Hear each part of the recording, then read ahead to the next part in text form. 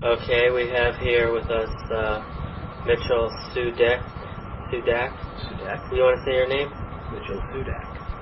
Okay, where were you born? Coney Island, New York. And when? 1951. What January day? 6th. January 6th, 1951.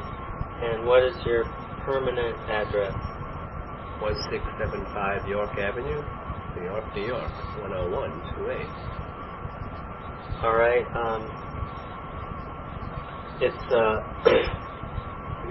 almost it's after midnight, so it's the 1st of September, 1988, and I'm doing this book, and it's called Addict. And on one side we'll have your photograph, the one we just took, and on the other side we'll have a page, maybe more pages. I'm not sure. I'm going to do more than one page. I'd like to just do one page because a lot of people talk for 45 minutes and stuff. I don't know what I'm doing. But on that page, it's like you, and you can say whatever you want. And it's like your childhood, the important things to you, bizarre things that happen to you, pain, why maybe you're an addict, and your spiritual path today, and basically something that you think is real important about you, and maybe other addicts might be able to identify and see that there is hope for people, just normal people reading this book, because this is just a normal book, and to see that there are addicts staying clean, because everybody in the book is clean for 3 days, 18 years, and everybody has a different story, but it's all like a reflection of us. So basically, your page, whatever you want to say or do with it. And I'm just going to take stuff off the tape, edit it, make it more condensed and pure, and so don't worry about saying anything about the fellowship or anything, because I can delete that. And a lot of people are like, oh, we're all stuck because they can't say anything about the fellowship, so they don't say anything. Just let it flow out and don't worry about what's on the tape. Okay, well, I'm not sure how... You can just start with your childhood on Coney Island. I was born in Coney Island. Okay. Well, I only lived there for a couple of months. Then we moved to a place... Try to speak up a little bit. In Queens, Howard Beach. And I remember growing up being a very lonely period. You know, it was very much a lot of stuff going on in my head and never anybody to share it with, and being afraid to share it with people. It's full of a lot of fear. You know, fear of anything from darkness to conversations with people, and always had this committee going on in my head that I never understood. You know, I never knew what to do with it. Well, basically, it was all about the feelings. You know, I never knew what to do with feelings. You know, so I learned very early to stuff them. It was really easy for me to get attention, you know, as a child. I would act out, I would be the devil's advocate, I would do some kind of a prank, and I'd get attention in my family, and it would be a way that I used through my, you know, childhood and through my adolescence to get people to like me. You know, it was like, I always felt like the outsider and always wanted to belong to somebody, to some crowd, to be part of something. But I never really felt part of anything. I always felt very much different from everybody. And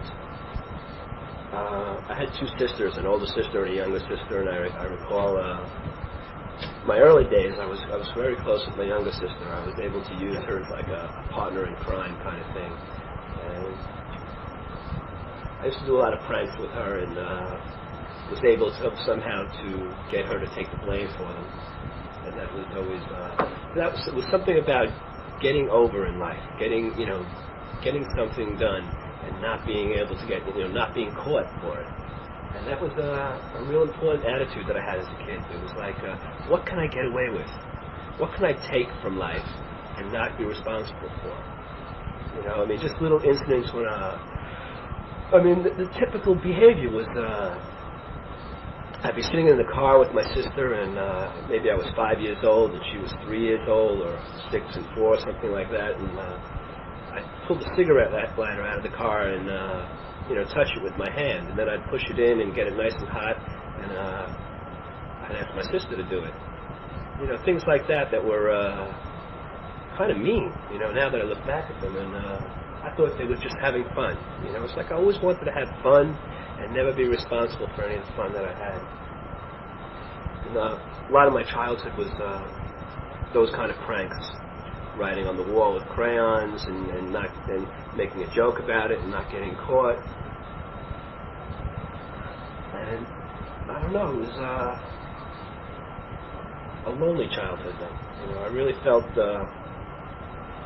afraid of things. You know, one incident I remember coming down to Florida. My family used to go down to Florida on a regular basis, and we had this family down there that we'd visit, and there would be this one person that was had cerebral palsy, and he was in a wheelchair, and he had an enlarged head, and this scared the shit out of me. I was so afraid of this person. I remember when he would be wheeled into the room, I'd have to run and hide.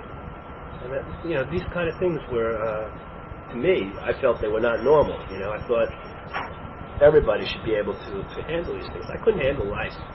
You know, life was just too overwhelming for me. So I looked to escape, you know, and I escaped in early childhood from, you know, with this committee going on in my head and being able to basically live a life of my own, you know, within, and not really share it with anybody. And, you know, something happened when I started to go to school and have peer groups and things like that. And there was the days that we started to drink. You know, the pints of wine behind the school kind of scene, and it was like, I hated the stuff. You know, I didn't like the taste of it, but somehow I wanted to belong to the group of guys, and this is what they did, so I did it. But there was something else I got out of it. You know, there was a moment of peace of mind, so-called peace of mind, that I got out of using, that early on, that I realized that it was a great place to hide from the world. And through high school, you know, there was the experimentation with all the different drugs, and you know, I never really thought I would ever become an addict. You know, consciously, I don't think I ever thought about it, but somehow, you know, I had this intelligence factor that always said, you know, you're too smart. You can always figure things out.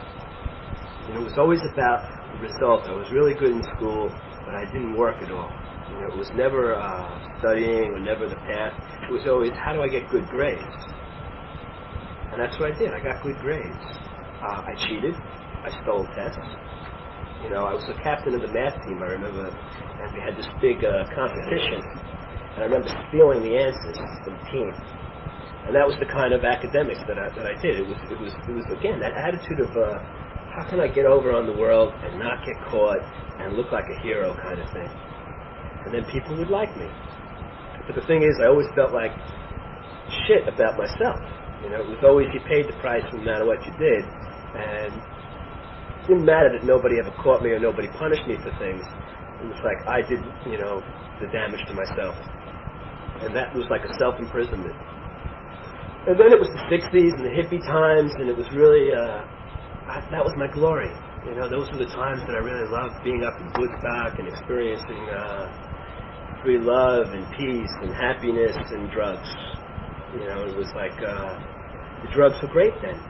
You know, I enjoyed those experiences. They were enlightening. There was the acid days and the mind-expanding days. And university was like that. It was all about demonstrating and I don't know, somehow it all felt right then.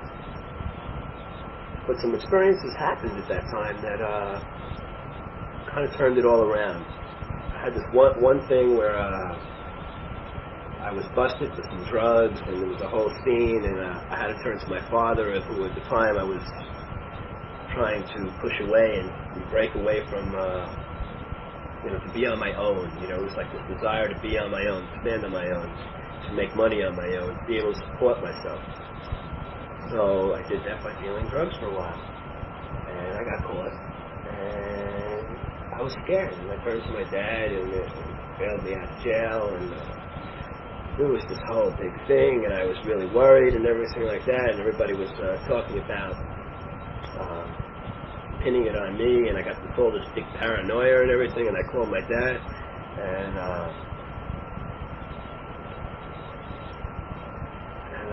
he said everything will be all right. He'll help me out. He'll take care of it. Not to worry. And that was like 2 days after I got out of jail from that bus. And that night, it was about 1 o'clock in the morning, and then about 6 o'clock that morning, he died of a heart attack. And that was 1972. And that was the turning point of my drug use. From that point on, the drugs were no longer fun. Life was no longer fun. Life was a lot of pain. Living with this guilt, I felt like I killed my dad. I had this tremendous thing of why am I alive and he's dead. And the only way I could live with that was to not feel. So I used. And I just continued to use drugs to wash away all these feelings. And feelings hurt. I was always like this desire to be happy, this desire to enjoy life. That was always the motto for my life. People laughing seemed to have a good time, so I thought that's what you had to do, was laugh. But I had a hard time laughing from that point on.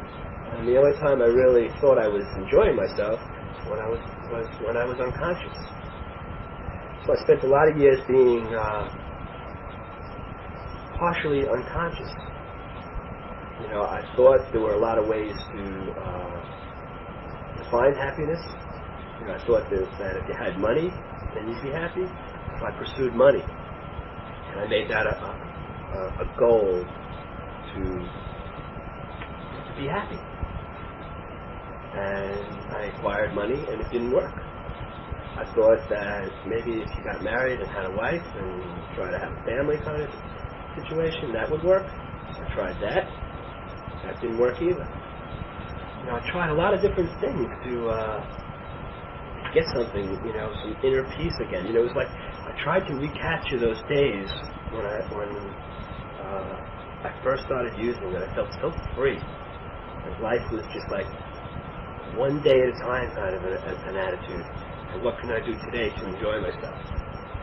But it was always, like this thing of taking.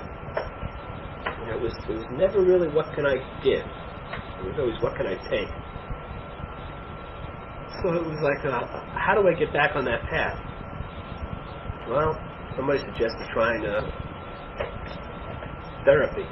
So I went into therapy. And I figured that might be an interesting project. So I learned how to talk to a therapist. I learned to use the correct jargon, and I learned to use the right words to get him off my back. And it was a 5-year experience of spending a lot of money on thinking that I'm going to help myself. But again, it was fooling myself. It was really the drugs is all I really wanted, and that's all I craved for. I just wanted to be in a state where I didn't feel anything. And everything else I did was really to camouflage this to everybody else in the world. Well, I'll try going into a rehab, or I'll try stopping this way, or I'll just lie about it. And I remember being in group therapy, and we would march into the bathroom, and we would throw the drugs down the toilet, and everybody would clap and say, Mitchell's not going to use anymore. But I was just fooling them. It was like I wasn't honest with myself. And somehow, all these experiences of fooling myself and really not being honest with myself, and not dealing with reality. The reality was my life was totally unmanageable, and I couldn't stop using. So I had to hit a bottom, and it came when I had a girlfriend at the time, and she attempted suicide, and again I went into another rehab to try to clean up. And something happened when I was in this rehab. I don't know if you want to call it a spiritual awakening, or if it was just my time. I believe it was my time. I believe I had enough. I think I was sick and tired of being sick and tired. And there was a way. In this rehab, there was these meetings that came in every night, and I saw people that were addicts like me. They spoke like me. I understood them. I understood what they were talking about, but they said they weren't using. And this became a way out for me. It was like a door that I never saw before. And it kind of changed my whole life. It's been about 4.5 years now since I haven't used anything. And it's about, a whole new way of attitudes towards life. It's like new attitudes towards the world. I no longer believe that I'm the center of the world. I always thought that I had to be the center of everything that went on. I believed that everything around me was either happening to me or for me. And somehow I don't believe that anymore. I think I'm more of a part of something much greater. And this was a relief. It really was a relief when I found this out. It's almost like a rebirth. A rebirth, learning that there's another way. Learning that there's a possibility to live a life, a loving life, or a giving life, and getting something from that. I always thought that I enjoyed things because they were given to me, and all of a sudden it became, what can I do? And this was a whole new concept for me. It was revolutionary. I never believed that was something that I was capable of. And somehow the path kind of turned around at that point.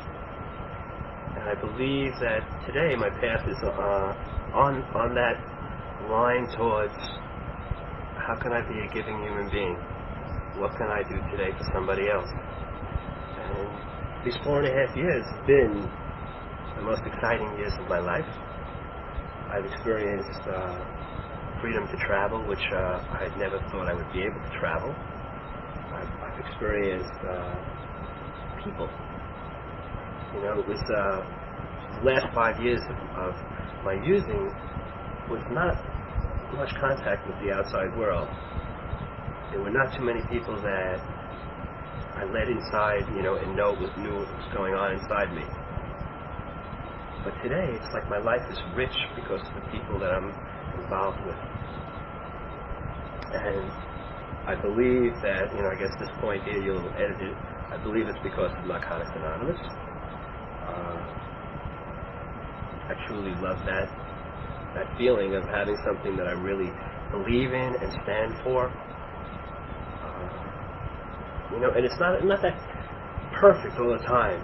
It's like I can be easy on myself and say that I'm on a road or a path towards something that's to be a better person, to be somebody that's there for other people. But it's not always perfect, and that's okay too. It's something. It's like an exciting adventure. Each day is like, what can happen today? And it's all not that important anymore. The daily problems in life are really not that big. It's I don't know. I feel like I'm getting mushy about it now. And sometimes I do. It's like I fall into this. You're getting to be like a wimp, and you're getting to be real mushy and lovey and everything like that. But somehow those are the things that make me feel good inside. The things that, when I can take away my ego and my image and my pride, and the things that really block me and keep me from other people. These walls that I put up, that I don't allow people to see who I really am and see who they really are, and to just to be. Just be able to be in the moment.